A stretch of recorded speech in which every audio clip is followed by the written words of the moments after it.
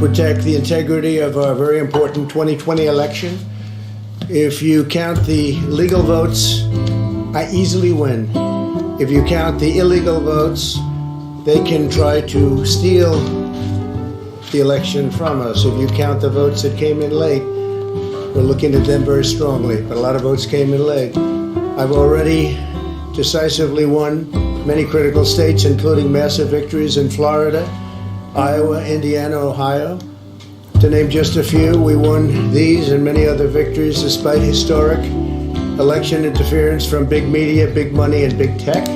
As everybody saw, we won by historic numbers. And the pollsters got it knowingly wrong. They got it knowingly wrong. We had polls that were so ridiculous, and everybody knew it at the time. There was no blue wave that they predicted. They thought there was going to be a big blue wave. That was false. It was done for suppression reasons. But instead, there was a big red wave. And it's been properly acknowledged, actually, by the media. They were, I think, very impressed. But that was after the fact. That doesn't do us any good. We kept the Senate despite having twice as many seats to defend as Democrats, and in a really much more competitive states. We did a fantastic job with the Senate. I think we're very proud of what's happened there, and many more seats to defend. They spent almost $200 million on Senate races in South Carolina and Kentucky alone, 2 races, and hundreds of millions of dollars overall against us. At the national level, our opponents' major donors were Wall Street bankers and special interests. Our major donors were police officers, farmers, everyday citizens. Yet for the first time ever, we lost 0 races in the House. I was talking to Kevin McCarthy today. He said he couldn't believe it. 0 races, very unusual thing, 0. And actually won many new seats, with, I think, many more on the way. This was also the year of the Republican woman. More Republican women were elected to Congress than ever before. That's a great achievement. I won the largest share of non-white voters of any Republican in 60 years, including historic numbers of Latino, African American, Asian American, and Native American voters, the largest ever in our history. We grew our party by 4 million voters, the greatest turnout in Republican Party history. Democrats are the party of the big donors, the big media, the big tech, it seems, and Republicans have become the party of the American worker, and that's what's happened. And we're also, I believe, the party of inclusion. As everyone now recognizes, media polling was election interference in the truest sense of that word, by powerful special interests. These really phony polls, I have to call them phony polls, fake polls, were designed to keep our voters at home, create the illusion of momentum for Mr. Biden, and diminish Republicans' ability to raise funds. They were what's called suppression polls. Everyone knows that now. And it's never been used to the extent that it's been used on this last election. To highlight just a few examples, the day before election, Quinnipiac, which was wrong on every occasion that I know of, had Joe Biden up by 5 points in Florida, and they were off by 8.4 points, and I won Florida easily.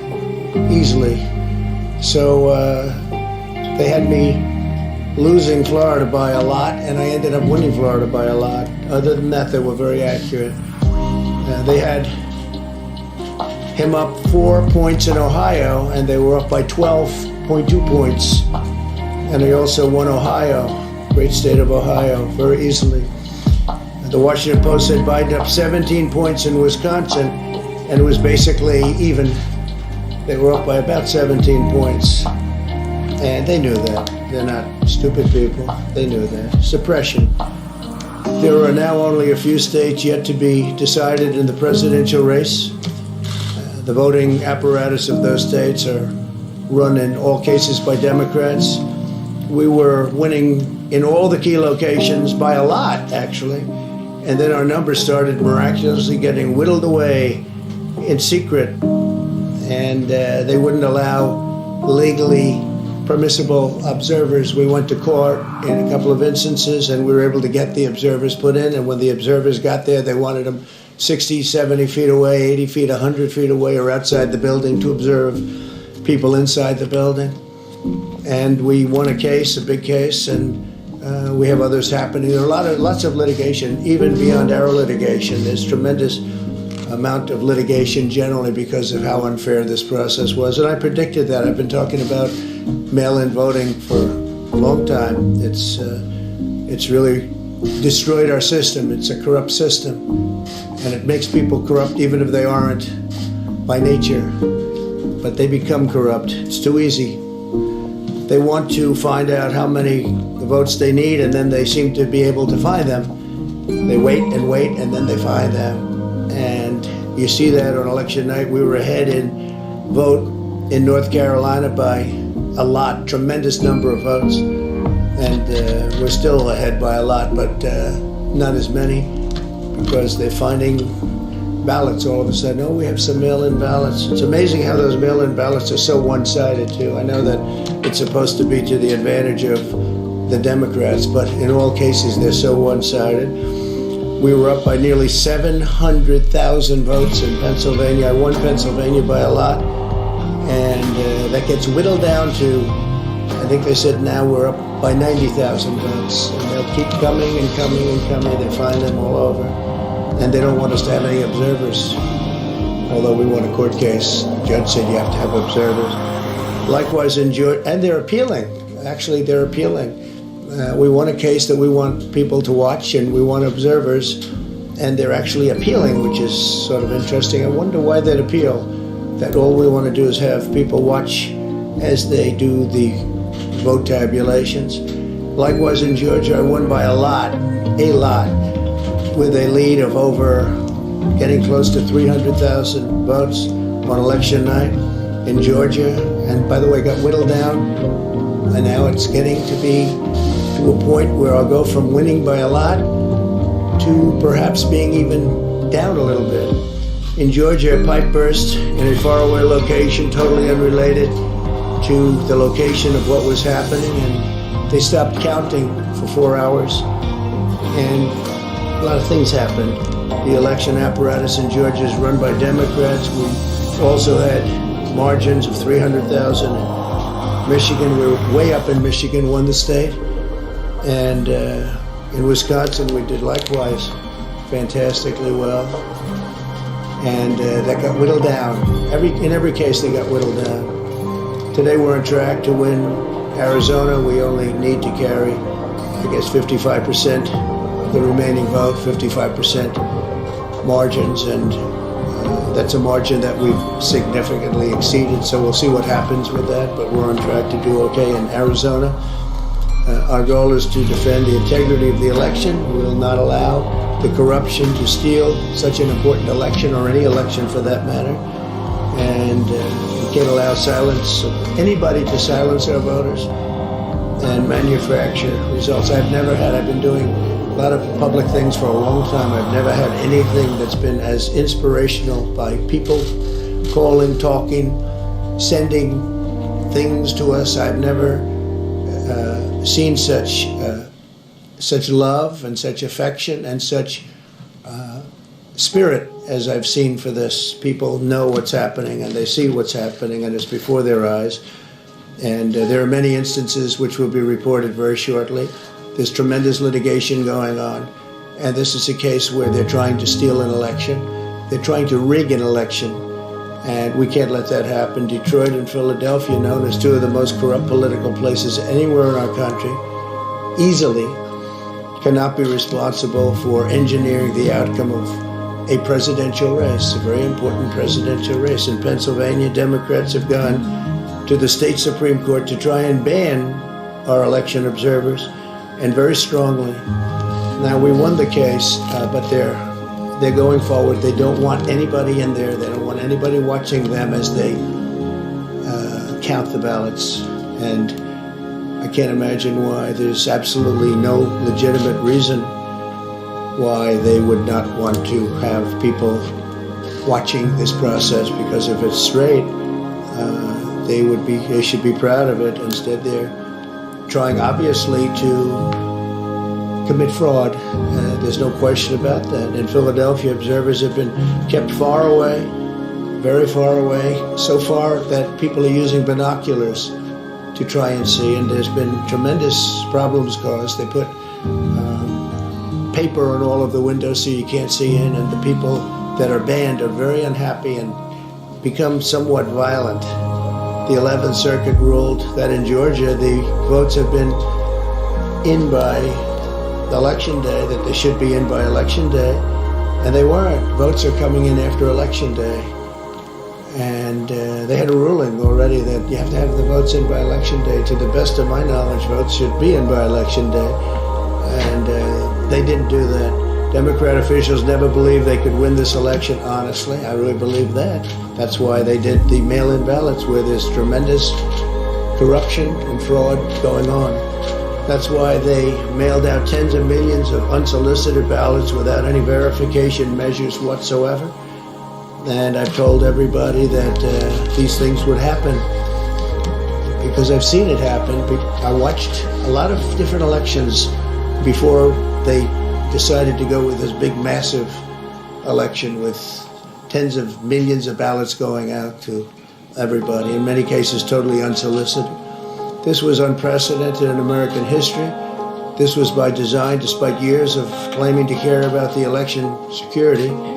They refused to include any requirement to verify signatures, identities, or even determine whether they're eligible or ineligible to vote. People are walking in there, they have no idea. They're just taking numbers, they're writing down things, the workers, and doing a lot of bad things. And we have a lot of information coming and litigation that you'll see that will shake even you people up, and you've seen it all. The officials overseeing the counting in Pennsylvania and other key states are all part of a corrupt Democrat machine that you've written about, and for a long time you've been writing about the corrupt Democrat machine. I went to school there and I know a lot about it. It hasn't changed. It's a long time ago and hasn't changed. It's gotten worse. In Pennsylvania, partisan Democrats have allowed ballots in the state to be received 3 days after the election, and we think much more than that. And they're counting those without even postmarks or any identification whatsoever. So you don't have postmarks, you don't have identification.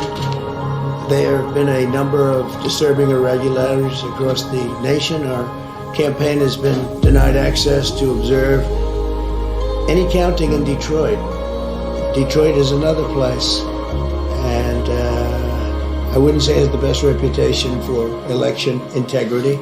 Poll workers in Michigan were duplicating ballots, but when our observers attempted to challenge the activity, those poll workers jumped in front of the volunteers to block their view so that they couldn't see what they were doing.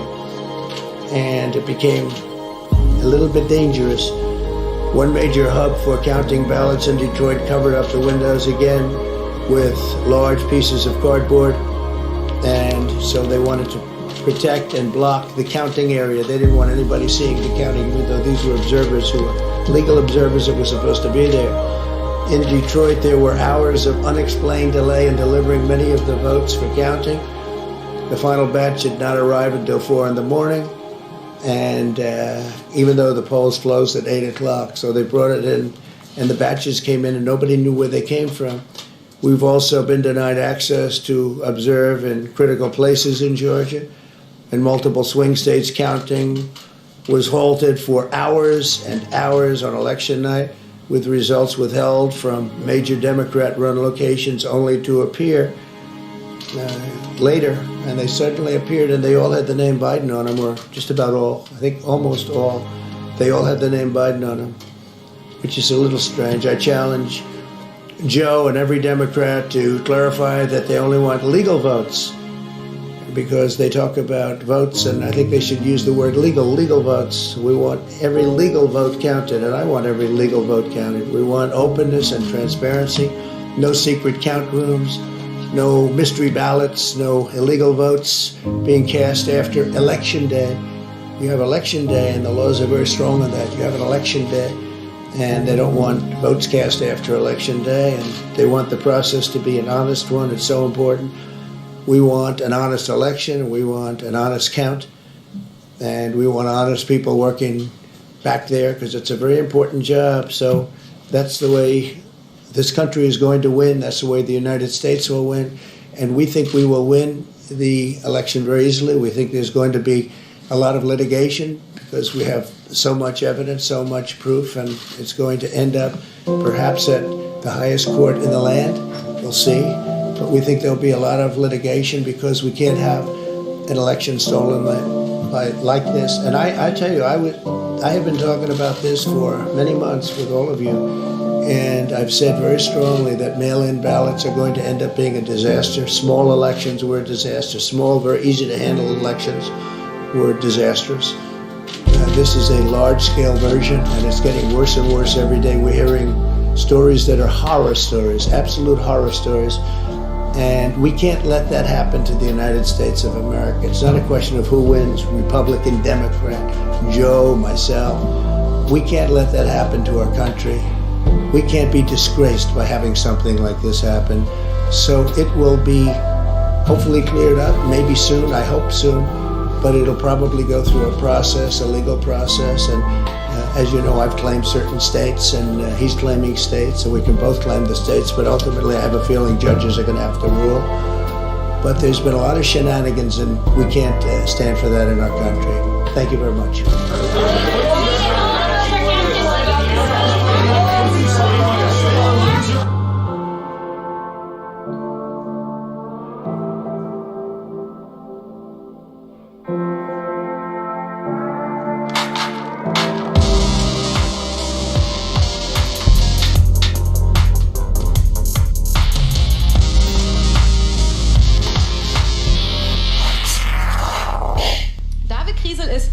Data Scientist. Und der eine oder andere kennt ihn vielleicht noch vom 31C3, wo er den relativ bekannt gewordenen, berühmten Xerox Scanning Bug Vortrag gehalten hat.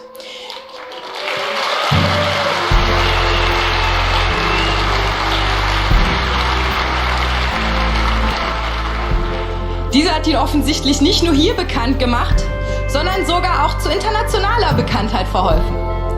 Und damit begrüße ich ihn und freue mich auf einen spannenden Talk und bitte euch nochmal um einen ganz, ganz herzlichen Applaus für David.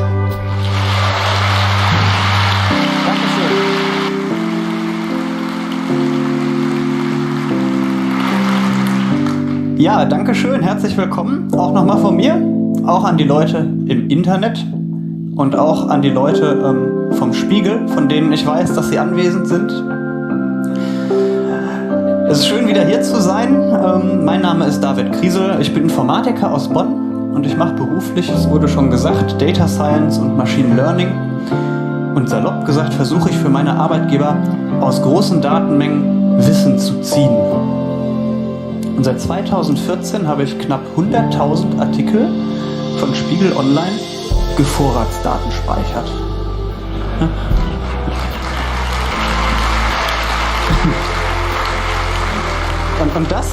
Und das habe ich einfach niemandem erzählt.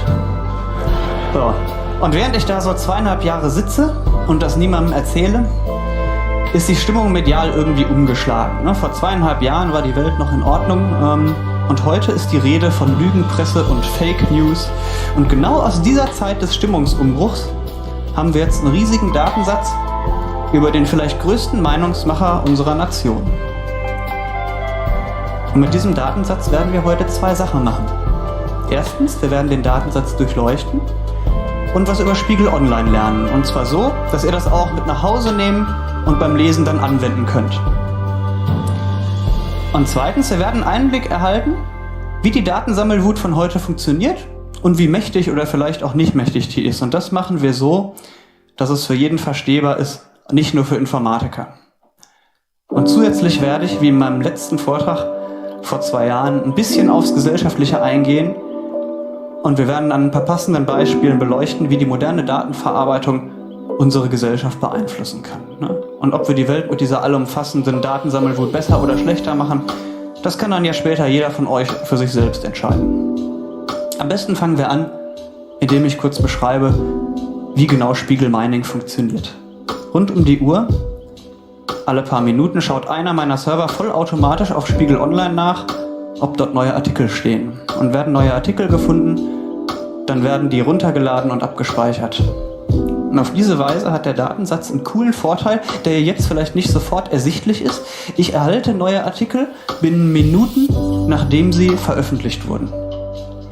Das heißt, ich kriege die im Originalzustand, also vor allen Verbesserungen und Änderungen, die im Nachhinein vorgenommen werden. Und das ist natürlich viel aussagekräftiger. Man erhält einen unverfälschten Eindruck. Und es ist nicht so, wie wenn man Artikel runterlädt, die vielleicht schon Jahre alt und tausendmal editiert sind. Aus den runtergeladenen Artikeln lese ich dann sogenannte Features. Feature ist einfach das Fachwort für ein Artikelmerkmal. Ganz einfache Features eines Artikels können zum Beispiel der Veröffentlichungszeitpunkt oder die Rubrik sein, in der der Artikel steckt. Und die Features nehme ich dann und mache damit Auswertungen. Vor denen sehen wir heute noch ein paar. Und die interessanten unter den Auswertungen nutze ich dann, um auf meiner Seite eine Blogartikelserie zu schreiben und meinen Lesern einen Einblick in Spiegel Online und in die Data Science gleichermaßen zu geben. Und das war's. Spiegel Mining in wenigen Minuten. Und am Anfang machen wir jetzt ein paar sehr einfache Auswertungen. So sehen wir, wie das funktioniert und verschaffen uns gleichzeitig so einen Überblick über Spiegel Online. Und als erstes zählen wir mal, wie häufig die einzelnen Rubriken so vorkommen. Das ist die Ansicht. Die Größe der Kreise gibt die Artikelanzahl pro Rubrik wieder. Und wie wir sehen, wird Spiegel Online dominiert von Politik. Das ist der große rote Kreis rechts oben. Vom Panorama, das ist der grüne Kreis in der Mitte. Und vom Sport, das ist der fliederfarbene Kreis ganz unten. Ich weiß, was Fliederfarben ist. Ich höre schon Leute lachen.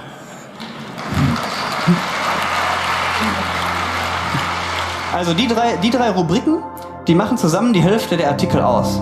Ne? Und das nächste super einfache Feature ist der Veröffentlichungszeitpunkt von jedem Artikel. Damit messen wir jetzt einfach mal, wie viele Artikel Spiegel Online am Tag so schreibt. Ne, der Plot sieht jetzt richtig krass unordentlich aus, dass man da fast keine Werte erkennen kann. Das liegt an den Wochenenden. Und da wird um die Hälfte weniger veröffentlicht als normal. Und deswegen schwankt das so krass. Und hier gibt es dann auch gleich den ersten Bericht aus der Praxis. Wie man deutlich sieht, habe ich Anfang März 2015 ein paar Tage Loch in den Daten. Ja? Und der Grund ist, dass der März ein Monat mit ist. Ja?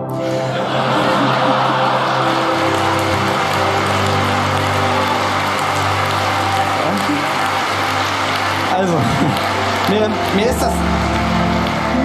mir ist das nach kurzer Zeit zum Glück aufgefallen. Also, wenn ihr Daten aufnehmt, dann programmiert euch bitte mal irgendeine Form von Warnsystem, das anschlägt, wenn länger keine Daten mehr eintrudeln. Ich hatte das zum Glück und das hat mir hier sehr geholfen. Und jetzt schlägt es in ein paar Minuten an und da hatte ich irgendwie so ein paar Tage, keine Ahnung. Zurück zum Plot. Wegen der Unordnung mit den Wochenenden ändern wir jetzt unseren Plot und berechnen statt den Artikeln pro Tag jetzt die Artikel pro Woche. Und man sieht jetzt auch was, und da sehen wir, dass Spiegel Online im Schnitt so 700 Artikel die Woche veröffentlicht, also so 100 am Tag. Ne? Und das ist schon ziemlich viel Output. Übrigens, die beiden krassen Einbrüche, die ihr hier seht, das sind die Weihnachtswochen. Da wird weniger veröffentlicht und der Datensatz für diesen Vortrag ist vom 4. Dezember. Deswegen ist dieser Weihnachts-Low dieses Mal einfach noch nicht drin. Und wir haben jetzt Features einzeln betrachtet, aber richtig interessant wird's, wenn wir Features zusammen betrachten. Wir verwursten jetzt also mal Veröffentlichungszeitpunkt und Rubrik zusammen. Und dann können wir sehen, dass beispielsweise der Output in den Rubriken Panorama und Politik stabil ist, während Wissenschaft und Unispiegel ganz schön zusammengestrichen wurden. Das gilt übrigens in abgeschwächter Form auch für andere Ressorts. Solche Infos, welche Ressorts gerade gerupft werden, sind zum Beispiel relativ interessant, wenn man Konkurrent von Spiegel Online ist. Das kann man ohne weiteres auslesen. Und wir sehen, geschickt Features ausdenken und zusammenstöpseln ist die halbe Welt. Jetzt nehmen wir mal die Textlänge der Artikel dazu. Hier sind die typischen Artikellängen im Spiegel angegeben, und zwar pro Rubrik.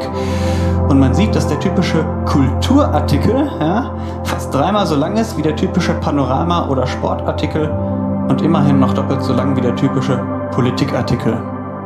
Und jetzt hatten wir schon gesehen, dass Panorama, Sport und Politik trotz ihrer kurzen Artikellängen genau die drei dominierenden Ressorts sind, und daraus können wir folgern, dass Spiegel Online es eher auf Reichweite anlegt und auf Abdeckungsbreite als auf Tiefe.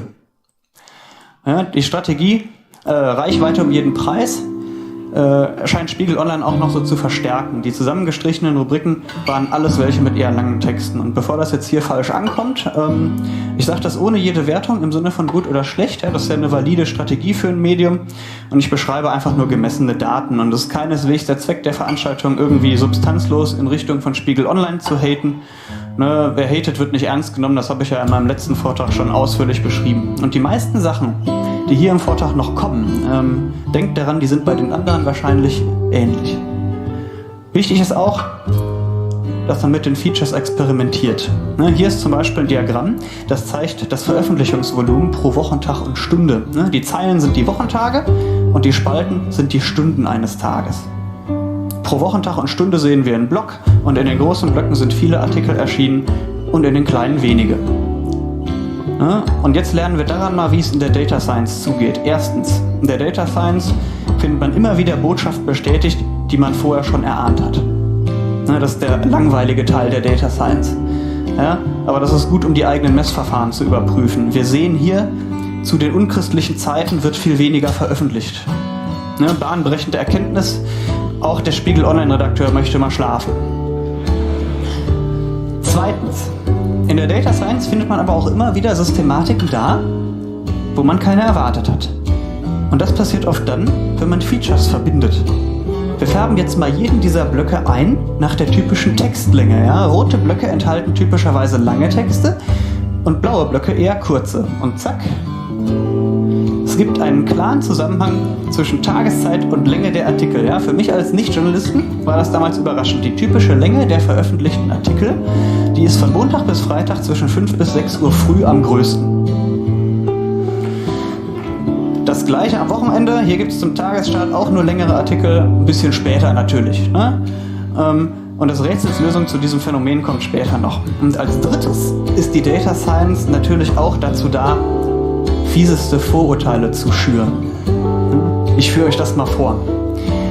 Jetzt gebt mir bitte mal ein Handzeichen, wer von euch denkt, dass die Leutchen aus dem Kulturressort morgens bitte gerne ein bisschen länger pennen als die anderen.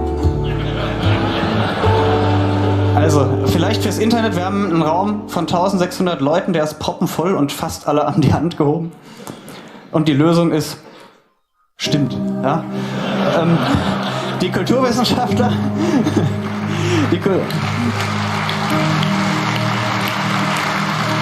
die Kulturwissenschaftler veröffentlichen typischerweise später. In der oberen Verteilung sind alle Artikel außer Kultur, ja, da ist ab 5 Uhr morgens Aktivität. Und in der unteren Verteilung sind die Kulturartikel, da geht es mindestens 2 Stunden später los. Aber zum Ausgleich gehen die auch früher nach Hause.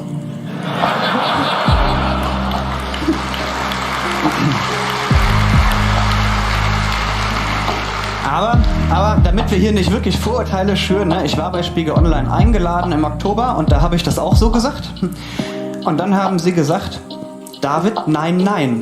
Ja? Manche Artikel werden natürlich auch vorab gescheduled, ne, das will ich hier fairerweise dazu sagen. Und ich mache das auch als Ermahnung, dass ihr, wenn ihr darin arbeitet, immer nochmal selbst nachdenken müsst, wenn ihr was ihr aus solchen Auswertungen wirklich folgern könnt. Ne? Besonders dann, wenn ihr schon mit einem Vorurteil da reingegangen seid, so wie wir jetzt. Ne? Und wir haben gerade gesehen, wie solche Auswertungen grundsätzlich funktionieren.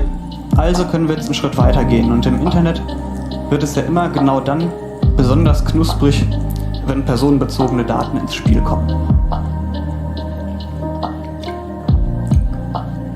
Also habe ich mir gedacht, es wäre doch mal ein nettes Feature, wenn wir mal die Autoren aus den Spiegelartikeln rauslesen. Und das machen wir jetzt. Und die werten wir gleich auf 2 Arten aus. Die erste Auswertung wird eine ganz neue Auswertung in diesem Vortrag, also eine ganz neue Art. Und die zweite Auswertung wird ein bisschen politisch inkorrekt. In unserer ersten Auswertung werden wir versuchen, Spiegel Online interne Personalstrukturen einfach von außen zu lesen. Wenn man zu jedem Artikel eine Liste an Autoren hat, dann weiß man ja nicht nur, wer jeden Artikel geschrieben hat, sondern man weiß auch, wer mit wem schreibt. Und bei Autoren, die oft zusammen Artikel schreiben, dürfen wir davon ausgehen, dass die intensiv zusammenarbeiten. Wir wissen also sozusagen, welche Autoren wichtig füreinander sind, was die Artikel angeht. Wer wenig oder gar nicht zusammenschreibt, der ist in dieser Ansicht nicht wichtig füreinander. Aus diesen Wichtigkeiten können wir dann eine Autorenlandkarte bauen und hier ist sie. Ja, das ist ein Teil des sozialen Netzwerkes der Spiegel Online Autoren, generiert über die letzten 2 Jahre und jeder Autor ist so ein Bubble. und Autoren, die nur ganz selten vorkommen, die habe ich hier gefiltert. Und man sieht genau, dass es da Grüppchen von Autoren gibt, die sich dichter zusammentun. Und das sieht aus, als wären es die Teams. Und jetzt müssen wir natürlich kontrollieren, ob unser Durchleuchten von außen auch wirklich funktioniert. Und um das zu machen, färben wir die Autoren mal nach ihren Ressorts ein. Die Ressorts, die kriegt man aus dem Spiegel Online Impressum. So, und siehe da, in vielen Fällen haben sich tatsächlich die Ressorts vollautomatisch in der Landkarte zusammengetan. Ja, hier in Pink ist Sport, Wissenschaft und Gesundheit, Netzwelt, Politik, ne, bisschen verteilter, habe ich jetzt nicht alle eingekreist, Panorama, Reise, ne. Ich nenne jetzt nicht alle Teams, aber ihr seht das Prinzip. Die hellblauen verteilten Punkte, die sind übrigens das Team von Bento, die arbeiten ein bisschen übergreifender. Das ist die Kinderausgabe vom Spiegel, wer das nicht kennt.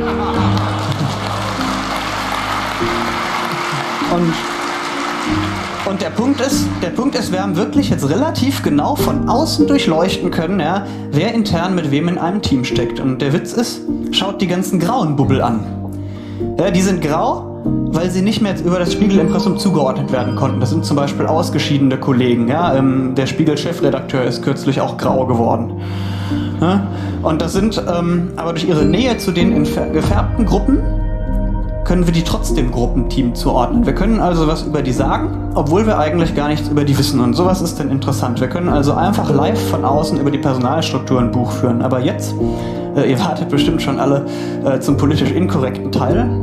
Ich möchte euch nämlich für was sensibilisieren. In diesem Plot ist jede Zeile ein Autor und von links nach rechts vergeht die Zeit. Und jeder farbige Strich ist ein vom jeweiligen Autor veröffentlichter Artikel. Und wenn wir die Autoren kennen, und das tun wir ja jetzt, dann wissen wir natürlich auch sehr genau, wer wann veröffentlicht. Wir sehen zum Beispiel diese Zeile mit regelmäßigem Muster. Das ist ein Kolumnist, der veröffentlicht genau im Wochentakt, bis auf ein paar Ausnahmen. Und bei den Leuten, die Tagesgeschehen veröffentlichen, ist die Dichte höher. Und das heißt, wir wissen bei denen umgekehrt auch relativ gut, wann die Urlaub machen. So. Das sind nämlich die Lücken in den dicht gefüllten Zeilen. Und wenn wir aber die Urlaube ungefähr kennen, dann wissen wir auch ungefähr, wessen Urlaube sich überproportional überschneiden. Ne? Sachen wie Weihnachten, die fast alle Urlaub machen, die kann man ja einfach rausrechnen. Ne? Und ich appelliere jetzt an eure Berufserfahrung und mutmaße mal ganz wild, dass ihr auch schon mal Kollegen hattet, die irgendwie immer gleichzeitig in Urlaub waren. Ne? So. Also, Spaß beiseite, aus solchen Daten kann man ohne weiteres lesen, wer mit wem was hat.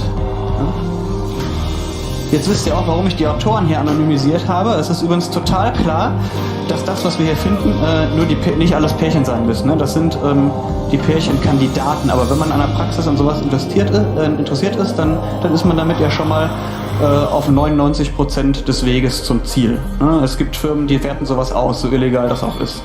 Jetzt habt ihr alle gerade gelacht, ne? Kann ich mal um Handzeichen bitten, wer von euch heute bei seiner Firma Urlaub genommen hat ja? Über jeden gibt es solche Daten. Glaubt mir.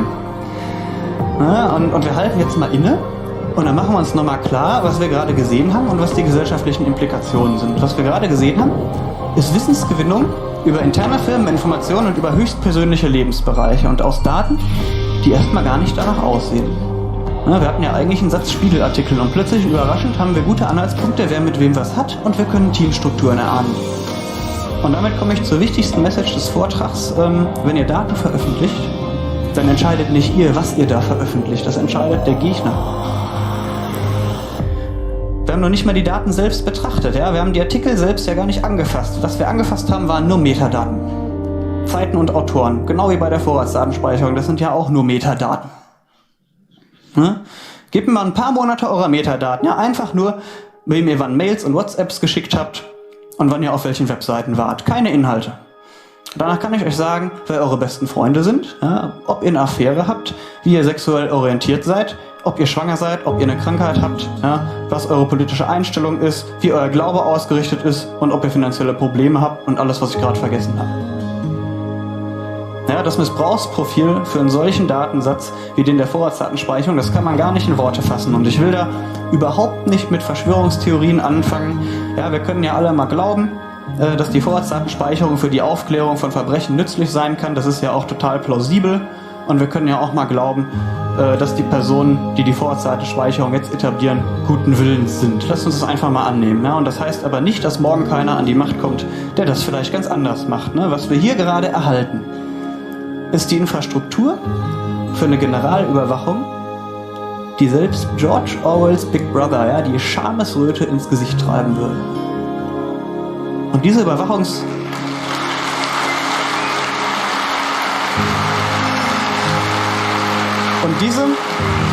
diese Überwachungsinfrastruktur, die stellen wir jetzt extra schon mal bereit für den Fall, ja, dass eine zukünftige Regierung böswillig ist und sie nutzen will. Das ist, was gerade passiert. Jetzt haben wir einen kurzen Exkurs über Metadaten gemacht und wir gehen jetzt zurück zu Spiegel Online, ja, damit sich eure Laune wieder hebt.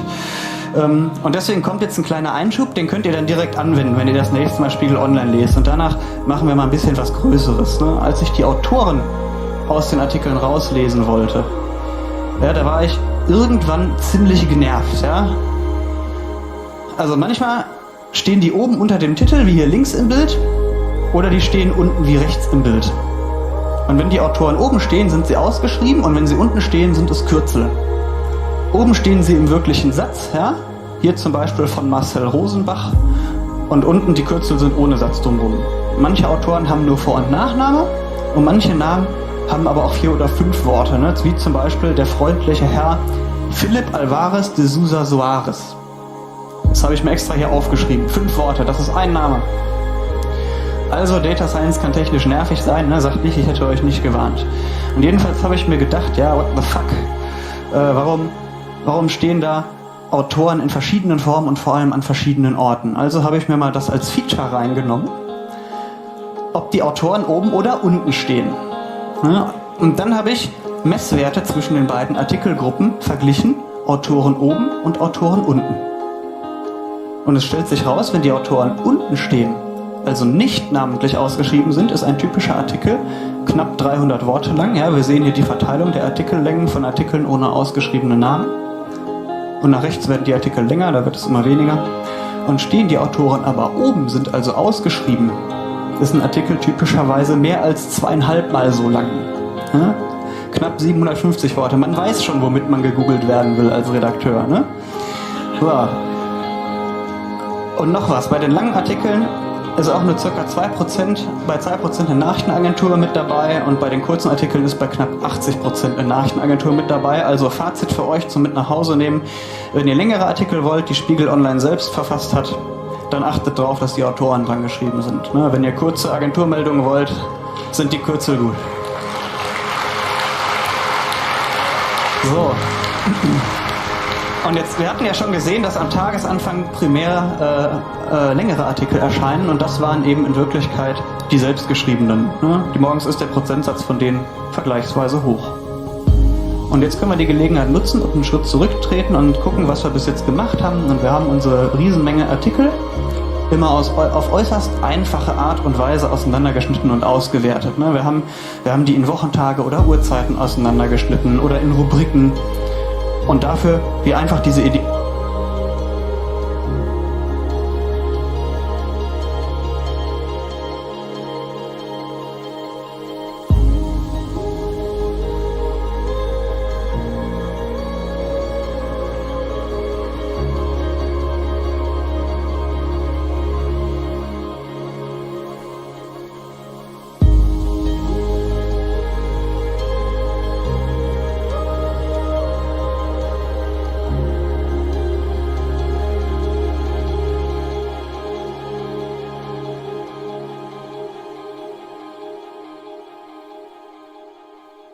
Kaiser, Westchester, Illinois. Bill, your final thought was absolutely right. I believe America will survive because God is with us.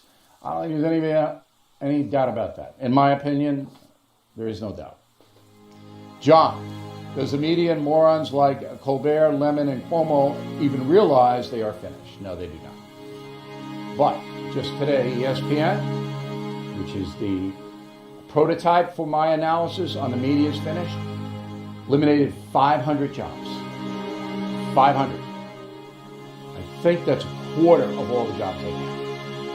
And ESPN was destroyed by Jamel Hill and the other crazy left people they hired destroyed that entire operation. Mary Nell Schwegel, Tucson, Arizona. We love the mugs, perfect size, quality product. Greatest Christmas gift, you got to have one too. We have in white and blue. Stand up for your country mugs. Thank you for getting them, Mary Nell. Give everybody one for Christmas. Paul Herbert, Harrisburg, Pennsylvania. I agree with you that the U.S. is a noble country. However, I'm troubled when reading Killing Crazy Horse to learn about how brutal the U.S. was toward the Indian tribes. Help me resolve this. There is no resolution. Every country on earth hammered the indigenous people in the name of progress. Every country on this planet. But you should know what happened and why it happened. Killing Crazy Horse, a phenomenal success. Far more than I ever thought possible. Hope you will read the book and discuss it and give it as gifts. Okay, now I'm not going to go over all the Christmas stuff we have in the BillO'Reilly.com Christmas store, but what I've done is designed a program where you pay almost nothing to give Christmas gifts. We have tremendous specials on everything. You don't want to go to the stores in the age of COVID, and they're jacking up prices like crazy, all these stores, because they don't have the volume they used to have. We're bringing our prices down. Check out BillO'Reilly.com Christmas store. Word of the day, no caterwauling when writing to us. A lot of caterwauling going on. In a moment, the final thought on what President Trump is going to do when he's no longer president. You're watching The First. Hey guys, Buck Sexton here. If you love watching my show on The First TV, then make sure you stay connected with us on social media. You can follow us on Facebook, Instagram, Twitter, Parler. You can even watch us on YouTube. Stay connected and stay informed with First TV anywhere and everywhere. We'll see you there.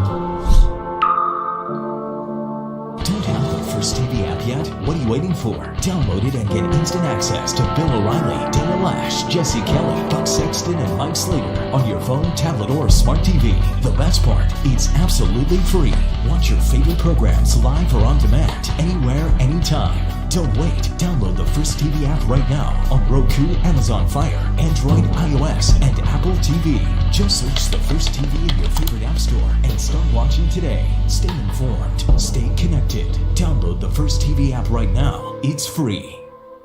A wise man once said you should do something great every single day before you go to sleep at night, and I have great news for you. Now you can. What can you do? You can watch me. Every single night, 9 p.m. Eastern, right here on The First. My show, I'm Right, blows you away with incredible wisdom, hilarity, and of course, stunning good looks. You can catch my show, I'm Right, every single night, 9 p.m. Eastern. I'll see you. Looking for an email you actually want to read? We've got you covered. Sign up for the Up First newsletter only from The First. Every morning we deliver the day's essential headlines and prepare you for what everyone will be talking about. Plus, you'll also get instant analysis and real facts, helping you cut through the liberal mainstream media spin. Don't wait. Sign up for the Up First newsletter right now at thefirsttv.com.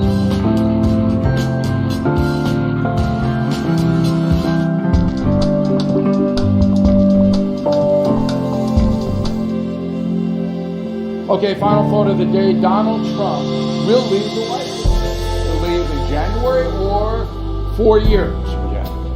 I give the odds of him staying for 4 more years at about 25%. Arizona is everything. Okay, when he leaves, what will he do? Well, if you read the United States of Trump, you know Donald Trump is addicted to the spotlight. He's got to be in it. He's not going to go back down to Florida and run a real estate operation. He'll still do that, as a chief. He is going to get into the media. I believe he's going to be in charge of his own media operation, funded by other people, not everybody's own money. You're going to come to him, they're going to buy a cable channel. It's going to be fronted by Donald Trump. It's going to be news and information and all that. That's what I think is going to happen. Now, do I know that inside baseball? I do not. But I'm pretty savvy in this media world. So you've heard it here. Thanks for watching. We'll see you soon. This hour is brought to you by iTarget, the go-to laser training system for safe, fun, and effective target practice. To learn more, go to itargetpro.com now. What do you believe? How much do you believe it? What should you do if things go really bad here?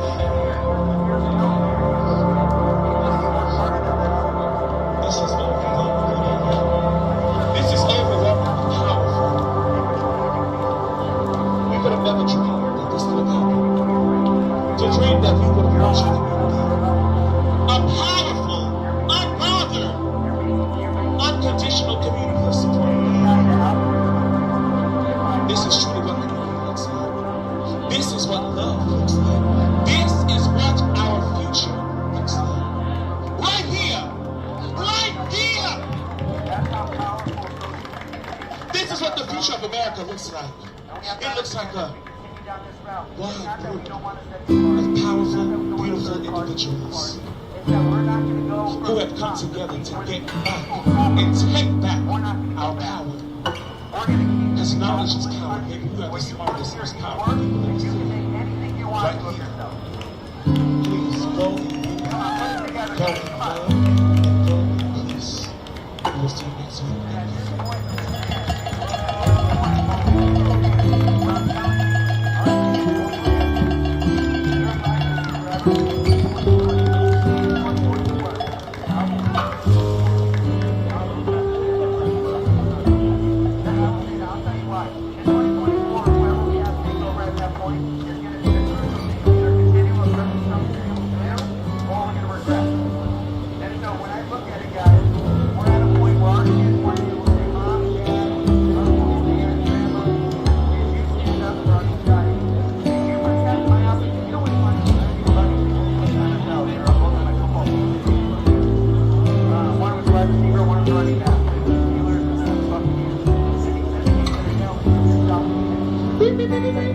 One second, family. We have lost and found a little pair of Beats headphones.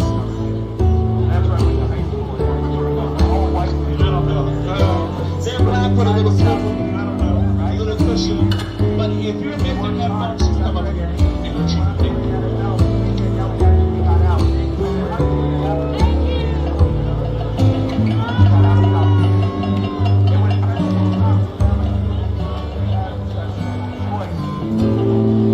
My friends,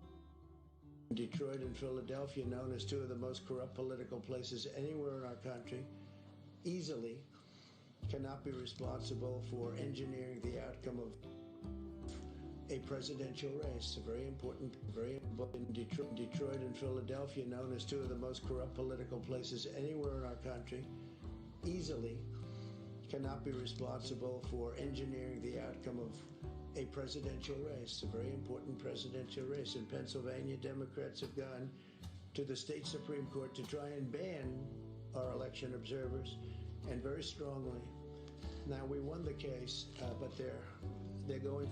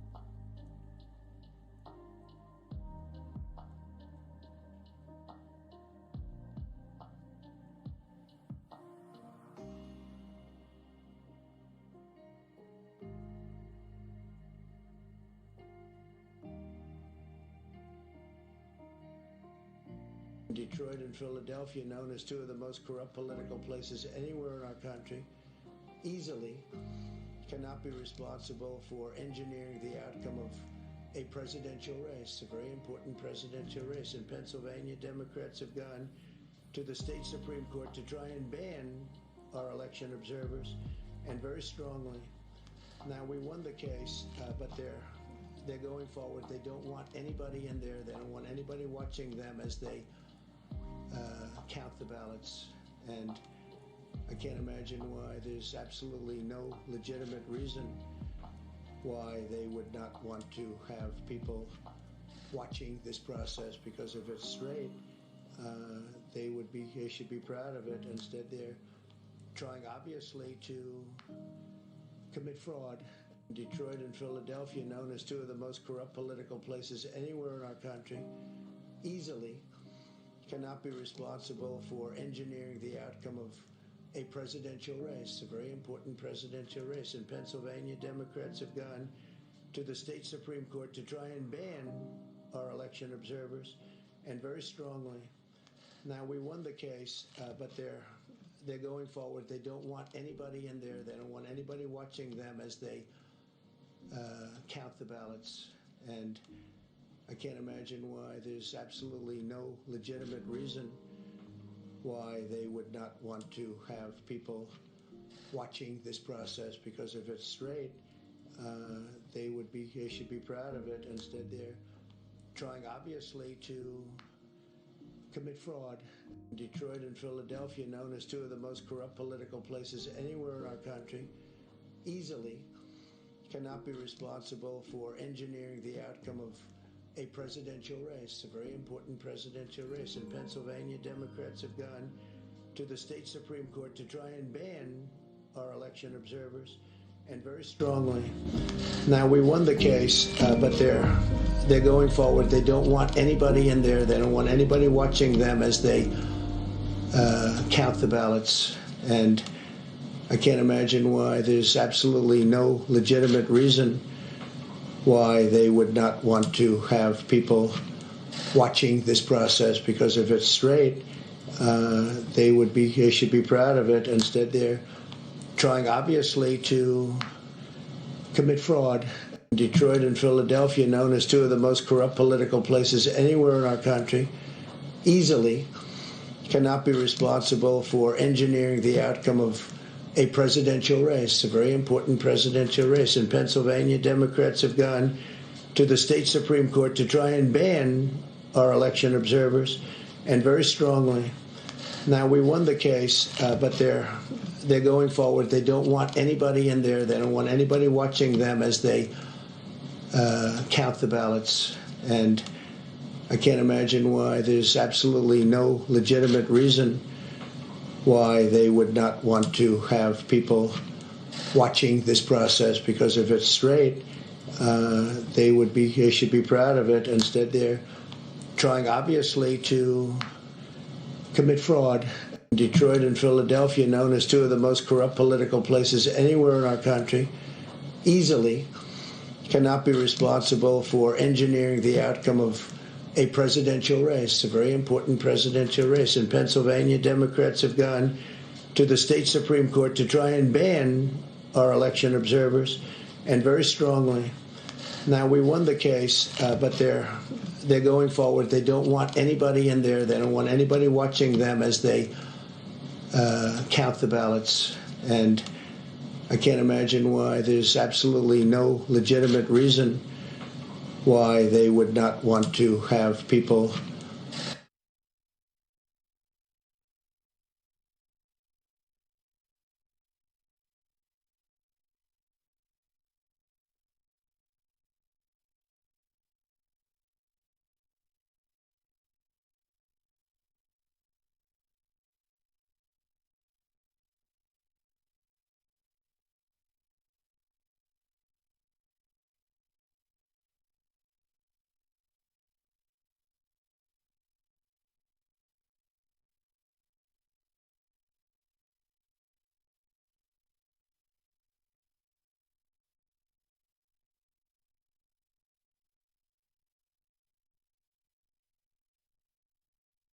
and fact check it in real time. And I thank John Carl for joining me in that moment. And it is a surreal moment that we're even having this discussion in this country. What America is witnessing right now is the unprecedented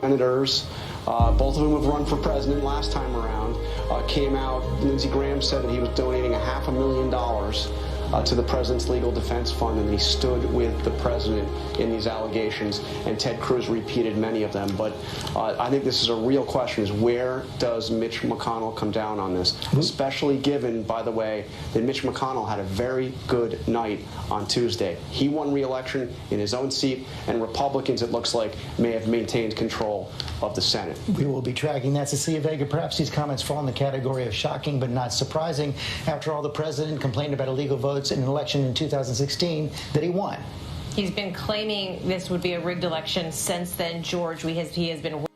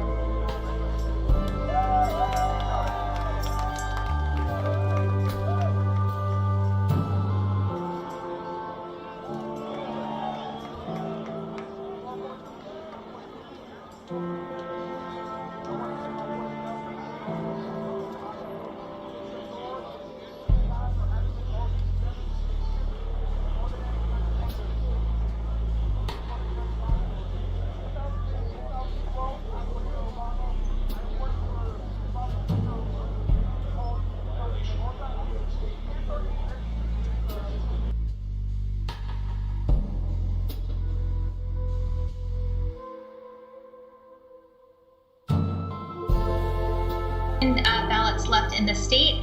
Approximately 200,000 of those are in Maricopa County. They are counting through the night and updating us again. 9 a.m. Arizona time, 11 East Coast, and then again at 7 p.m. tomorrow. I think we'll see a large number of those votes counted tomorrow, and they told me they expect to get through the bulk of those ballots by this weekend. So they're pulling an all-nighter tonight to keep counting? Yes, yeah, and they'll update totals again tomorrow morning, 9 a.m. Arizona time. Is there something different with the infrastructure this year in the way you're counting due to the pandemic? They do have folks as spaced out as possible. It's a big room, but there's a lot of people in there doing the work that needs to be done. But we're actually ahead of where we were this year than where we were at this time in 2018. Maricopa County does have new equipment. It speeds up the adjudication process, and And so things are going faster than they were 2 years ago. Secretary Hobbs, do you know what the nature of these ballots that are outstanding are, whether they're provisional ballots, whether they're walk-in ballots? You know what we want to do with that information. The political analyst Chuck's over here doing math. He wants to analyze what that might mean for the candidates. So do you have an answer to that, what kind of ballots we're talking about? Yeah, the bulk of them are still regular early ballots. For Maricopa County, I don't have the breakdown on how many of those are provisional ballots, but it's not a large portion of them. And the provisional ballots are going to take a little bit longer. Counties have up to 5 business days to rectify those and determine their eligibility to be counted. So they won't be able to start counting those until Wednesday. All right. We eagerly await. Thank you to the worker bees in Maricopa County and across Arizona who are counting votes as we speak and pulling an all-nighter. Thank you so much. You want to? I'm happy to do the math real fast for you. Oh, Chuck's doing math. Happy to do it. Look, judged by what she just said, 285,000 ballots. He needs to make up, approximately 50,000 votes. So he's got to win. The president. The president has to win 58.5% of those ballots, assuming they aren't provisional, anything. He's got to win at that clip, which is actually a point higher than the clip he won that the ballots came in last night. So, look, it's not impossible based on what we see. Some of the batches that have been coming in the last day, have gotten to about that number, but he hasn't been over that margin. And here's the problem: you need to average that over all of it, so we don't, we don't see it. We'll see. Look, if they're coming a lot from Maricopa, and it's in the Republican parts of Maricopa, that could be helpful. One thing to remind people of, though, just because the vote by mail vote did break heavily for Joe Biden in Georgia, it broke heavily for Joe Biden in Pennsylvania. Everybody votes by mail. It's 85% in Arizona. Exactly. There is a comfort level here. It is just as easily possible that 60% of those folks are Republicans that chose to do this. So you cannot sit here and make any presumptions about who chose to vote by mail this year in the state of Arizona. And I will say very briefly, my Democratic sources that I'm talking to in the state are still saying that while it's going to get closer, they're confident Biden can pull this out with about a 20,000 vote margin. So that's the number I'm looking for. If your board starts to say that the difference is lower than 20,000, then I'll say, okay, we've got a problem here that deviates from the status quo that they've been expecting. Right. Did you hear Saturday? Sounds like it's a working weekend for us. Okay? Saturday. That's when all the votes will be counted in Arizona. Yes, okay, good. We can wear jeans if we come in on a weekend. That's the rules. With us now is Robert Gibbs, former press secretary to President Obama and a political contributor for NBC News. Robert, I'm just curious your take. You've heard all this conversation. What is standing out in your mind tonight? Well, I keep hitting refresh on my computer screen around Georgia. It's been kind of stunning to watch that vote, just the trickle in, maybe 1,000 at a time, but to watch President Trump's lead there dwindle, now under 2,000 votes. I think, as was just mentioned by Casey, I think the Biden campaign expects that Arizona will continue to get closer.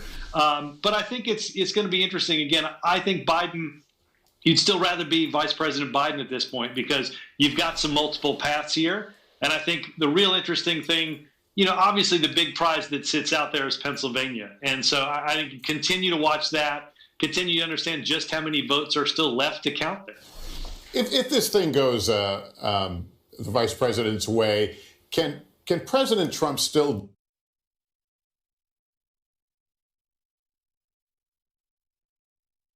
do damage? Absolutely. I think, there's no doubt that his supporters, which we know is, a significant amount of the country, he got more of those voters to come out in 2020 than he did in 2016. So they're going to watch and listen, and many will act and believe exactly what he tells them. So there is significant damage that he can do. I was struck by just listening to former Vice President Al Gore and to remember what that election was like 20 years. To lose an election by less than 600 votes nationally and to do it in the way he did it, I think speaks volumes and hopefully can be a model for not just Trump or anybody that loses an election, because the magnanimity that he left the office so close to being president of the United States. Robert, thanks. Thank you, Robert. By the way, just to be also, it's politically better to be conciliatory because it puts you in a position. I mean, Al Gore was certainly in the position to run for president again by the way he handled himself there. There was a lot of positive vibes. So there's an argument. If the president is serious about wanting to run in 2024, how he handles this moment is actually perhaps helpful to his future political standing. So it's not just the long-term, the right thing for the country. And I think Al Gore, to this day, it's the single most important concession speech in this country's modern history. People should just look it up. Yeah. Look that speech up and read it. But again, think about it. Again, even looking at it from a crass political perspective, it doesn't make any sense for the president to behave this way if he actually has aspirations in 2024. Well, so if I can just add one thing to this conversation, I mean, since we're talking with Hugh Hewitt, and since the president came out, we have started to see this start to change among Republicans. You had Ted Cruz, Lindsey Graham, both speaking on Fox News, buying into the president's frame for this. And I just got a note from an operative out in Kansas. They're saying that there's a groundswell coming in from voters who are saying that members should start to call out fraud. So I think that's some direct evidence of just how directly this president speaks to his base and how they react to it. Here's the bottom line. If there's fraud, then they should file a lawsuit and prove it. And that's the bottom line. If there's fraud, everyone should want to know about it. But they have to file a lawsuit, they have to present evidence, and they have to get a federal judge to believe it. And if they can do that, then the conversation is worth having. But until that moment, I think that's the issue that folks are having with what the president is saying, is sort of throwing out these big accusations.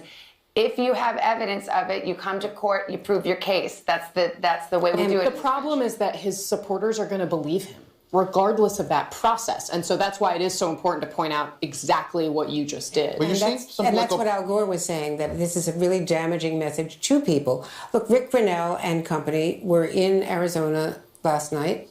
Wasn't that Arizona? No, Nevada last night. Former ambassador in the Trump administration. And the acting director of national intelligence. And we had two correspondents chasing after him, demanding, where's the fraud? You made these charges. What are you alleging? And he got on the bus and rode off. They won't put up what their evidence is. Look, Matt Schlapp, who runs, it's called the American Conservative Union, they're the ones that put on the CPAC conference. CPAC is a big gathering of conservative activists, and it's evolved over the years. Sometimes it's been more of mainstream conservatism, like sort of to shorthand it, the Chamber of Commerce wing. Al Cardenas is somebody who used to run the American Conservative Union. Matt Schlapp, who runs it now, and he put out a tweet. He says, "Dear GOP Republicans, if you ever want to be featured at CPAC or grow this movement, get out now and defend the counting of every compliant ballot with full transparency. We need every one of you. Hashtag America versus socialism." And you've seen, now it's interesting, I want to read the governor of West Virginia, Republican. This is somebody who is a Trump ally. What's interesting, some of them are trying to walk a line. Listen to this comment from Governor Justice. "We must stand up for transparent, fair, free elections. President Trump is right to demand every legally cast ballot be counted with full transparency and accountability. This is critical to instill trust, confidence, and integrity of America's elections." I give him credit. It sounds like he's supporting the president, but he's not saying anything that I think anybody else on the Democratic side of the aisle would be saying about what you want to see happen. Let's not forget in 2016, the president launched a commission, or 2017 commission to look for voter fraud. He couldn't find it. In the last election, they couldn't find it. 3 million votes. Well, that was an election he won, too. So let's remember that as well. We've seen this theme from the president for a long time. So we'll see if they can produce evidence and prove their case. And we'll continue to watch it. Our Special Decision 2020 special coverage will continue in just a moment. We're back right after this.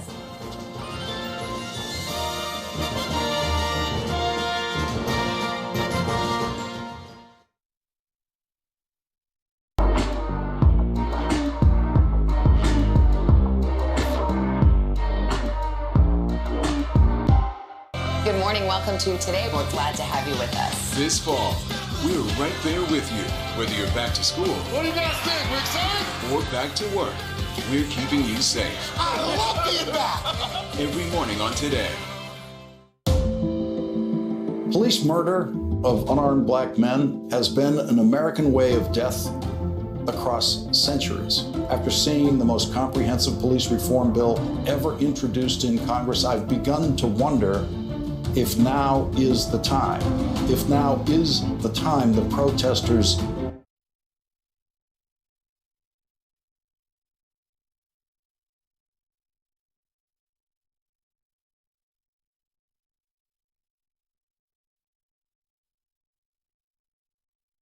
Joe Biden's choice to be next in line. But who is Kamala Harris? Join me, Joy Reid, as I explore her life's journey from Oakland to Washington on my 6-part podcast, Kamala Next. Noise around, these lawsuits that have been filed. There's been a lot of activity, and there's been absolutely no change on the ground. The only thing that's happening here is that clerks from all across Pennsylvania, from our communities, are counting the ballots. They're following the law, and they're doing the job for the people of Pennsylvania so that we can know who won these elections, that the will of the people is respected, and ultimately the United States of America knows as well. Expect to have the initial count done tomorrow, we just heard. What happens after that? Obviously, all of the ballots need to be counted, so it will take several more days after tomorrow. But I think what the Secretary of State was alluding to was really the bulk of those ballots would be counted. Then we'll go through a certification process, appoint the electors will meet, and then ultimately send the vote to Washington, D.C. The bottom line, though, is that process will follow the will of the people. We're following a legal process here in Pennsylvania. No one and nothing is going to intrude upon that. These ballots are legal, they're being counted, they're being tallied, and we will certify a winner that reflects the will of the people. Jennifer Shapiro, thanks for your time again tonight. We'll be right back.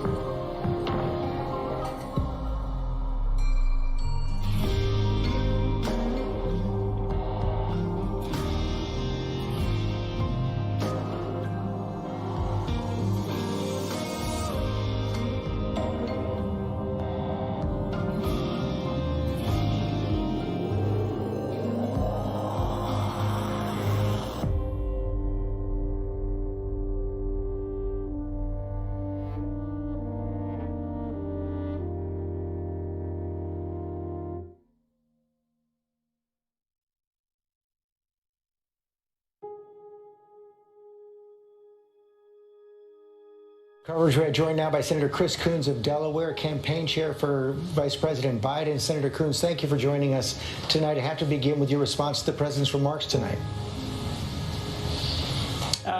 Like many things President Trump has said in recent days, it's irrelevant, frankly.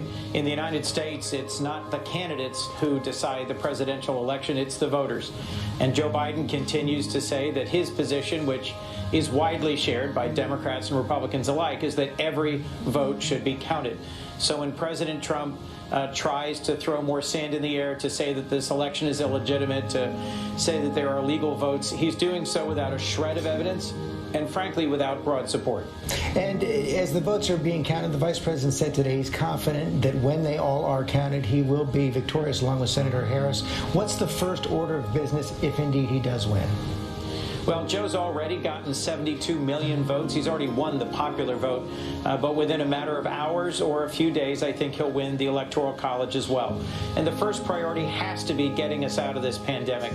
You know, George, yesterday and today we had the all-time record number of COVID cases in this country, more than 100,000.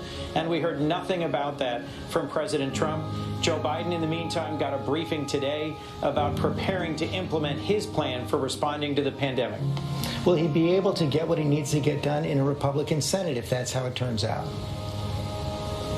It'll be a challenge, but George, if anyone can work across the aisle, it's Joe Biden. He ran on bringing America together. He served with many of the most senior Republicans in the Senate, and I think he's got the best shot of anyone in being able to move past the gridlock that has for too long dominated the Senate. Senator Coons, thanks very much for your time tonight. Our Ballot Watch team is next. Our Ballot Watch team is next. Stay with us.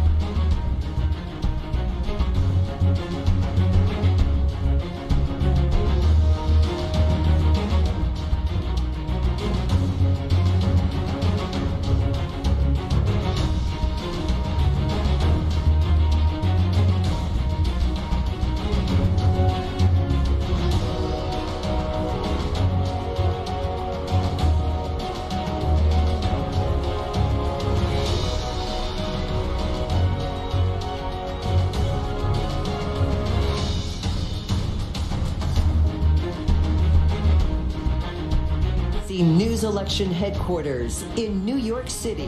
Here again, George Stephanopoulos. And we are back. Want to go to our ballot watch team now, starting with our Chief Justice Correspondent, Pierre Thomas. Pierre, Homeland Security, FBI, other law enforcement had been concerned about voter intimidation and violence before the election. What are they telling you now? George, there's growing concern about this incendiary rhetoric that is coming out. Concerns about comments about elections being stolen. The fact that there's fraud and all these allegations that are so far baseless. And tonight, law enforcement officials are paying particular attention to former White House officials, even calling for the FBI director and Dr. Anthony Fauci to be harmed, George. So law enforcement officials say this kind of rhetoric could inspire fringe elements to actually do something. They're concerned. They would like these votes to be counted and for this election to be known very soon, George. Okay, thank you, Pierre. Dan Abrams, Chief Legal Analyst. Let's walk through what would constitute voter fraud, what would constitute illegal voting, and what the evidence would be. Well, first of all, let's recognize what always happens in elections. There are issues, there are problems, there are oversights, there are errors. I'm afraid you're going to now see people trying to amplify what happened in any election to suggest that, oh my goodness, this is massive voter fraud, or this is so irregular. It's not. To demonstrate voter fraud, which we haven't seen in any of the filings yet, or even major irregularities, you're going to have to show either individual voters, or it sounds like people who are working at the polls intending to engage in this sort of fraud. Now, voter intimidation, separate issues, and that we were fortunate that that didn't happen in this election on a wide-scale basis.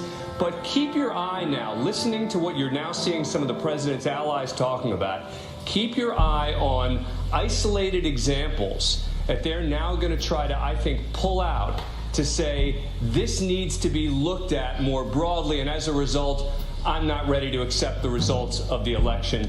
That is not voter fraud. If they have it, they should present it in court. Okay, and Kate Shaw, one of the other things we saw the president talk about tonight is basically asking the Supreme Court to get involved in this election.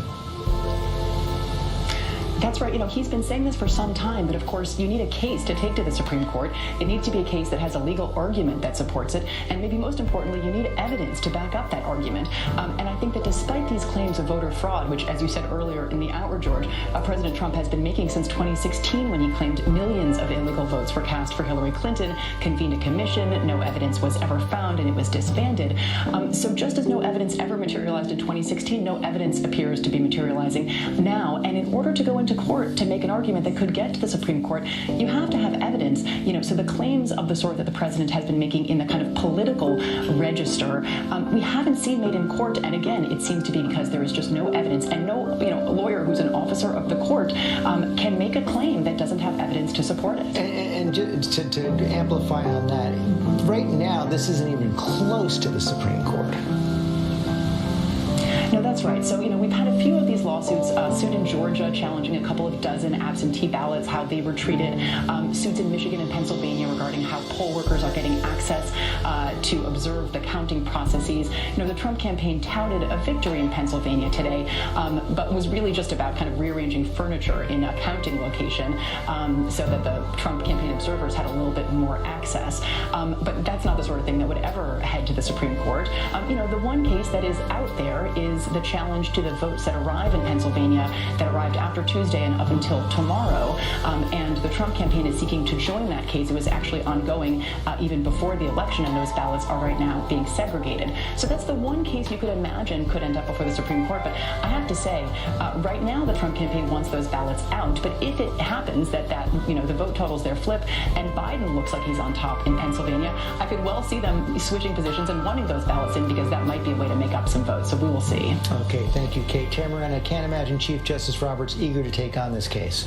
No, this would put the Supreme Court right in the middle of not just an election dispute, but really a cultural war that is at the base of all this, that President Trump is trying to inflame in order to maintain power. Look, let's look at it straight. This is a test. It's a test of our election system. It's a test of our institutions, and it's a test really of each one of us as Americans.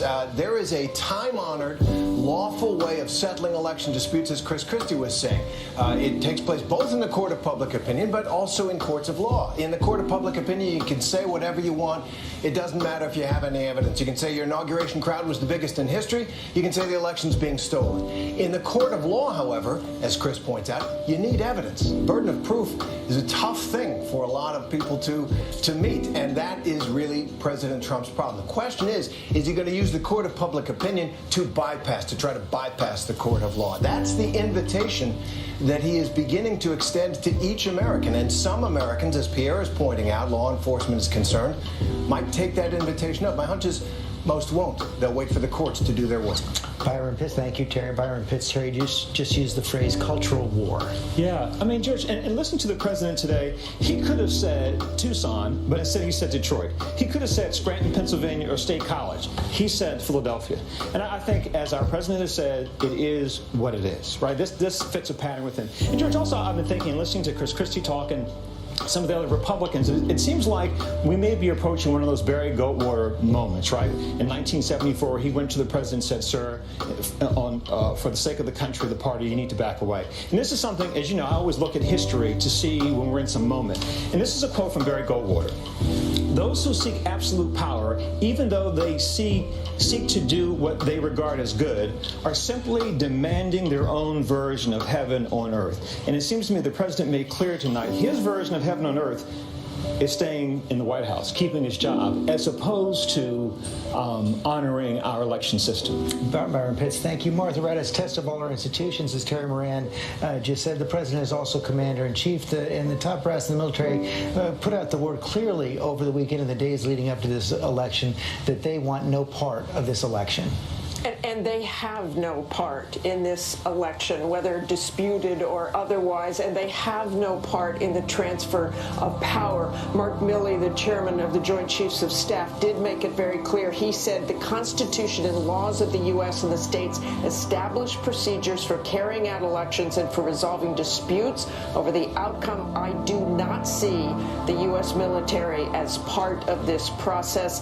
That is what he wrote to Congress a few months ago when the question was asked from members of Congress. They want nothing to do with this. If you remember, of course, Mark Milley was on his way to Lafayette Square with President Trump in that photo op. He was terribly embarrassed by that. He apologized after that for being anywhere near that photo opportunity. And Martha, you're our chief global affairs anchor as well. What's your sense of how the world is watching what's happening here right now? I think this really unnerves our allies. It truly does. They want to stay out of it. They want to wait for the final results. But it also emboldens and delights our adversaries. There's a quote here today from a Putin-aligned Russian lawmaker who told state media there, whoever wins the legal battles, half of Americans will not consider them the lawful president. Let's stock up on large quantities of popcorn. This is exactly the kind of chaos and disarray that we heard from the president and these baseless accusations that Russia loves. Russian goal for the last several years, so distrust in our democratic system. Martha Raddatz, thanks very much. We're going to take another quick break.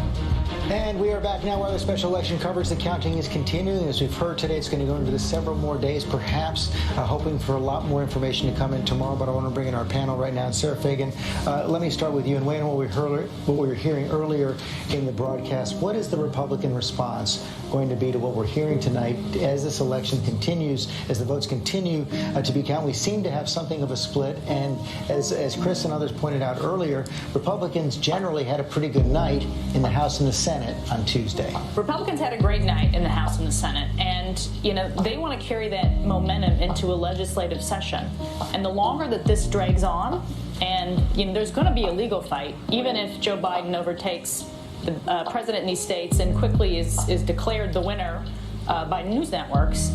Clearly there's going to be a legal fight that goes on for months. Republicans are not going to want to have anything to do with this. Now, if there is evidence of fraud, they will back the president. But he and his team are going to have to produce that evidence. And so right now you don't see people following the lead of Lindsey Graham and Sean Hannity. I don't see that in any widespread fashion. And I think increasingly there's conversation around who's going to tell the president that he's going to have to back down, including, is there somebody who can even do that, which in and of itself, I think is troubling. But look, it's a precarious time for the country. There are concerns that the campaign has. And in all of these legal challenges, which we're now sort of entering the legal phase of this, even though the counting is still ongoing, there's the legal fight and there's the PR fight. And sometimes when you're doing it, you're winning the PR fight and losing the legal fight, or vice versa. Right now, the president is losing both.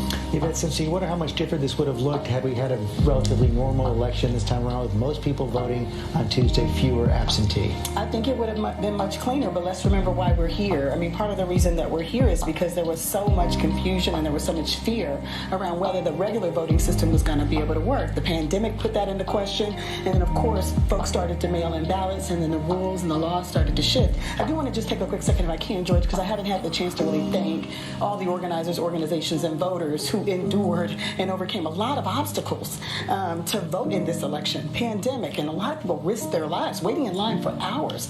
And so you can imagine what they're thinking when the president goes on TV and says that their votes don't count. I mean, these people overcame a lot of barriers. And so I think, Donald Trump created this problem for himself, and now, unfortunately, it's coming back to bite him. And Chris Christie, so many of these election systems being run by Republicans themselves. Yeah, and George, this is something that a number of us were talking about for long before this, when everyone was saying, mail-in voting is fine. It is, if you're prepared to process the votes when they get there.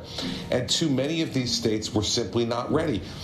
My county, in a wealthy county in New Jersey, as of now, we've counted 50% of the votes. We're at Thursday night. Why? Because they don't have the equipment to be able to do it. And so part of what we needed, I think none of us did as good a job preparing the American people as we should have to say, if it's delayed because we don't vote this way.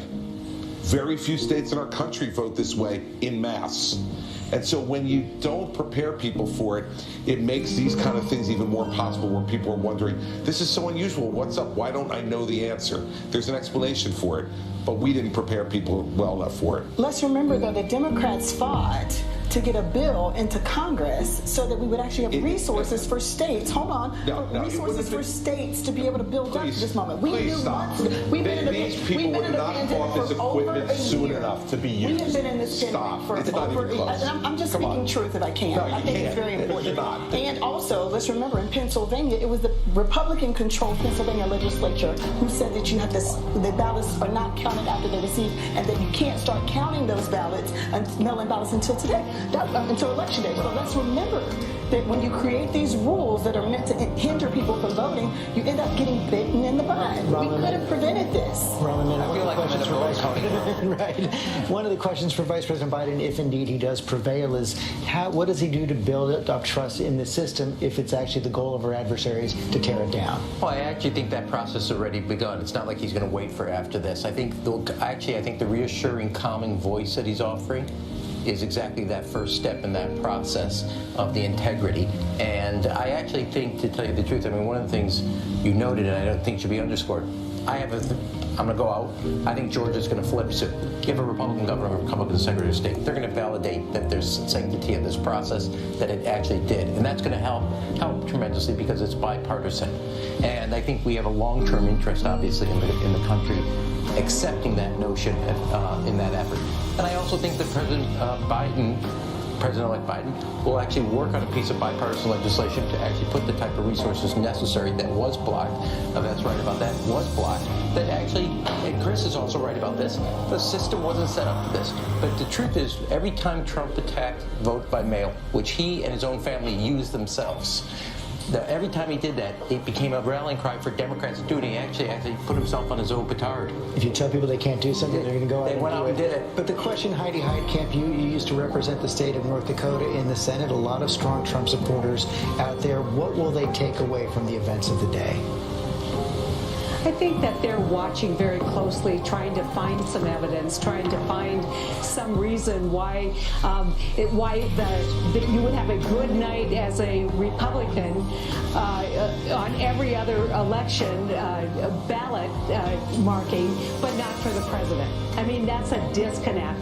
I'm looking, quite honestly, George, for people like Lamar Alexander and Pat Roberts. Pat Roberts from Kansas, a proud Marine. These are guys that risk nothing by stepping forward and trying to reestablish some kind of balance here, to stop the dog whistle, to say we're going to count the ballots. I don't think Mitch will do it. There's too much risk because this is now the party of Trump. And so anybody who's out, who doesn't fall in the lines, guess what? They're out for the next 2 to 4 years. But there are people in the Republican Party and in the Senate who risk nothing.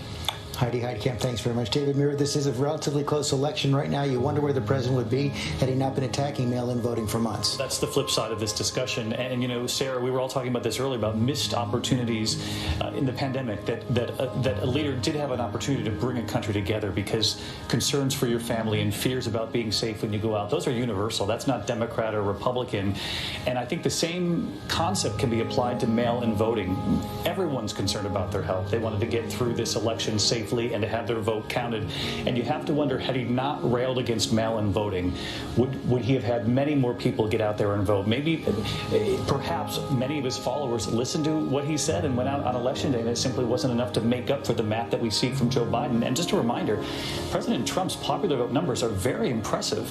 They're not matching Joe Biden's, but they're very impressive. And imagine, had he encouraged people to vote early, too, where he might have been. The margin is pretty great right now. Lindsay Davis, you get the last word. You know, I know we're out of time, but I'll just say coronavirus is the beginning and the end. Coronavirus is why we've changed the way that we vote. Vice President Biden opened up today talking about coronavirus. What President Trump is talking about is really a dangerous distraction if you consider that today we surpassed more than 116,000 coronavirus cases. And that pandemic is going to persist regardless of what happens in this election, the first task for whoever the next president of the United States is. Got to take another quick break. We'll be right back.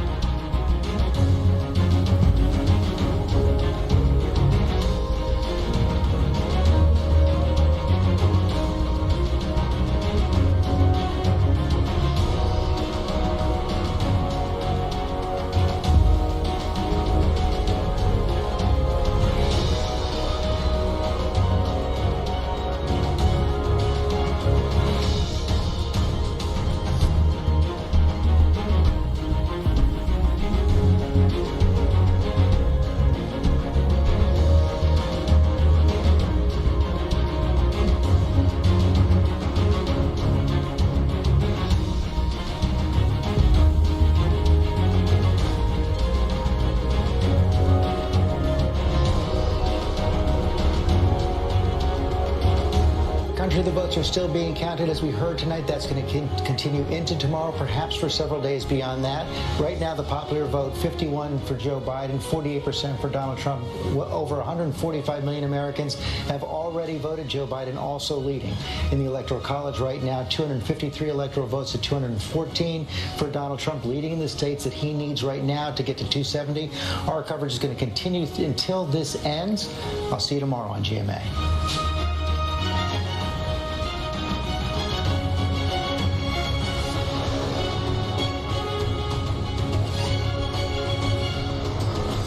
Tuesday morning on the day before.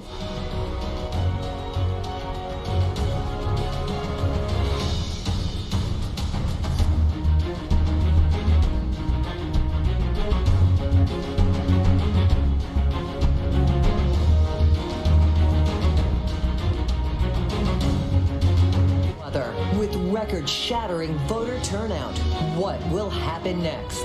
Live from New York City, this is Election 2020. Now reporting Chief Anchor George Stephanopoulos. Good evening and welcome back to our special coverage of this extraordinary election, now into our third day of tallying record numbers of votes from nearly 150 million Americans.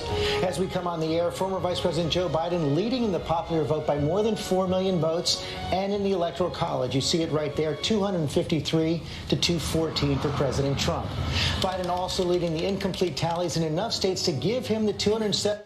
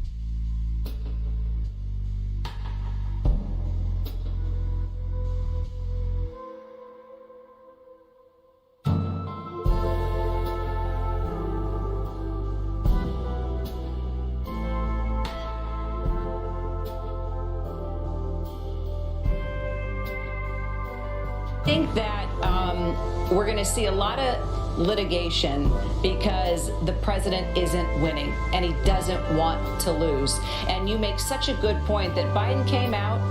He looked very presidential, very confident. He talked about having a briefing on COVID and addressed that first and foremost and said, stay calm. We got to let every ballot be counted. And for the first time, he said that he does believe that he and Kamala Harris will become the president and the vice president of the United States once the counting is finished. And then that was it. The president is coming forward again, throwing out a lot of allegations that he doesn't have evidence for, and it just sounds like someone that is pretty sad and feeling pretty defeated. And it'll be interesting to see what happens in the next couple of days. I did notice, Lindsay, there were two more press conferences today. One in Arizona that was a little bizarre, sort of hinting possibly at litigation, talking about fraud there. I know the president's camp has been very disappointed in Fox News, believe it or not, for the network that the president loves, for calling Arizona to Biden. Still, the president is not accepting that, and the campaign is talked about frustration with Fox News, has made that very clear. And then there was another press conference in Nevada. Rick Grinnell, the former head of DNI, was there talking about fraud there, and that they filed a suit, that they were counting ballots from dead people and from people that didn't even live there. So we'll follow that as well. But so far, a sort of whack-a-mole across the country, trying to get these lawsuits in order, not holding water so far. So a lot to follow here, but you're right. We finally did hear from the president, but still it was kind of what we've been hearing every day, and that's allegations of fraud where there still is just no evidence. Right, basically a self-fulfilling prophecy, which he said, oh, I predicted there was going to be fraud, and here is the fraud that he's been talking about. And where is it?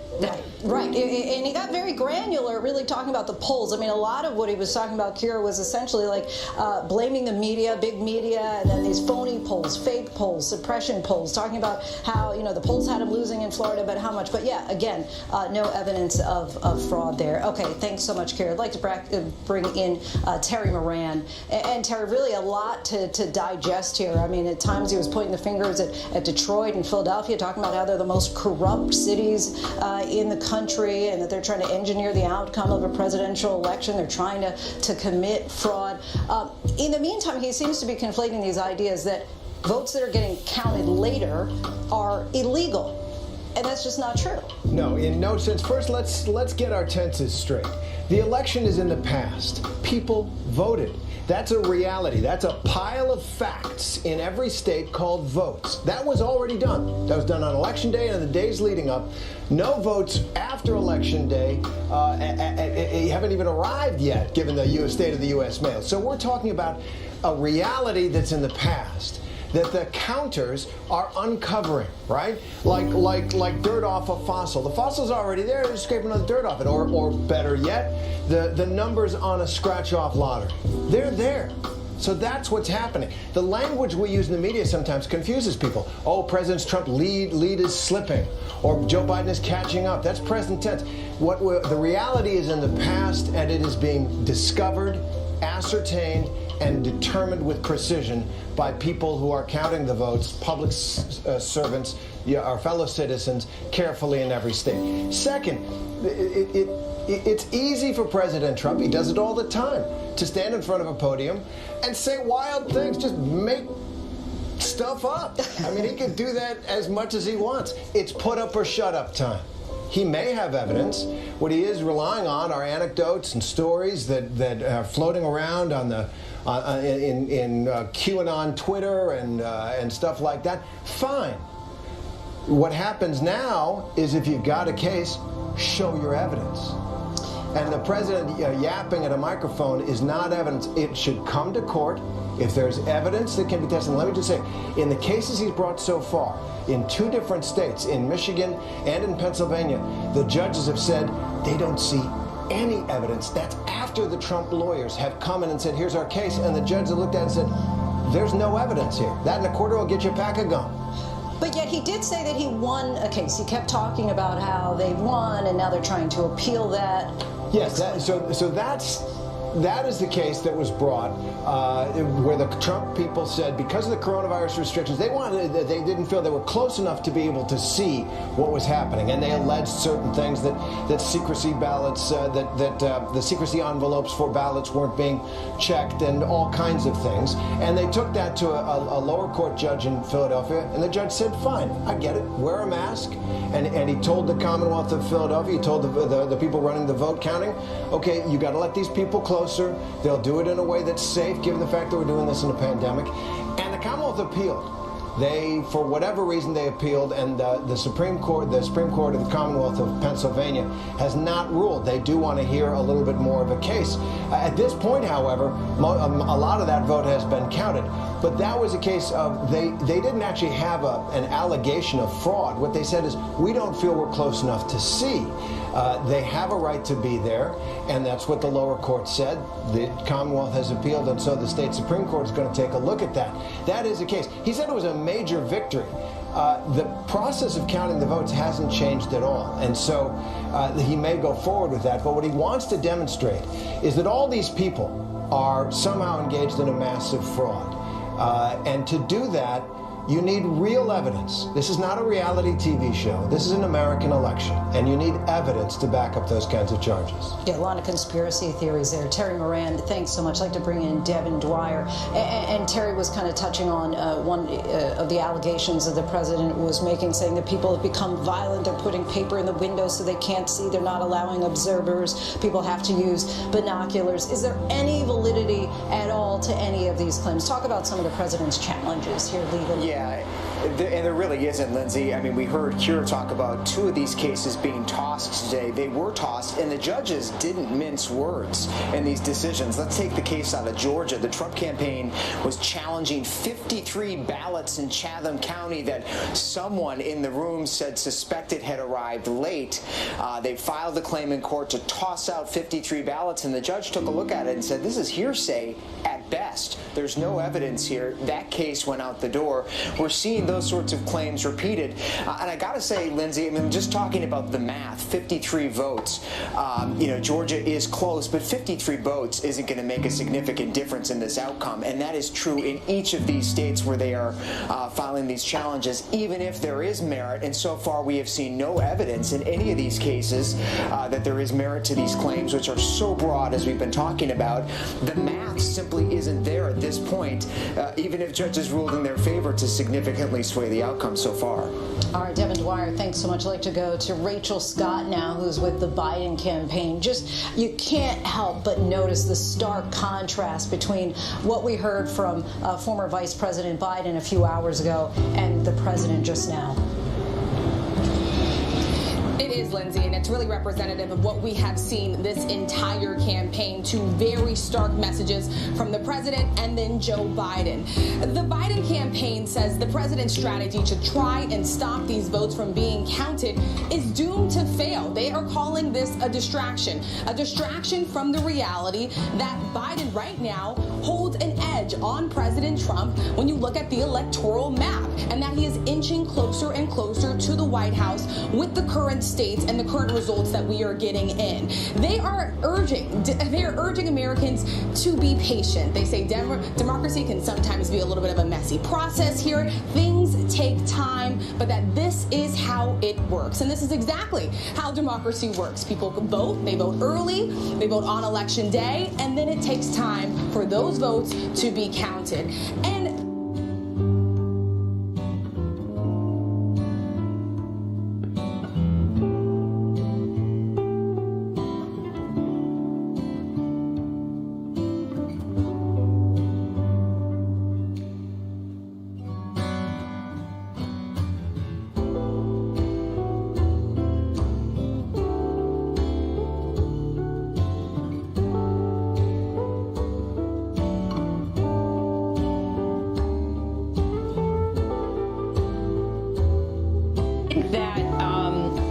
see a lot of litigation because the president isn't winning and he doesn't want to lose. And you make such a good point that Biden came out, he looked very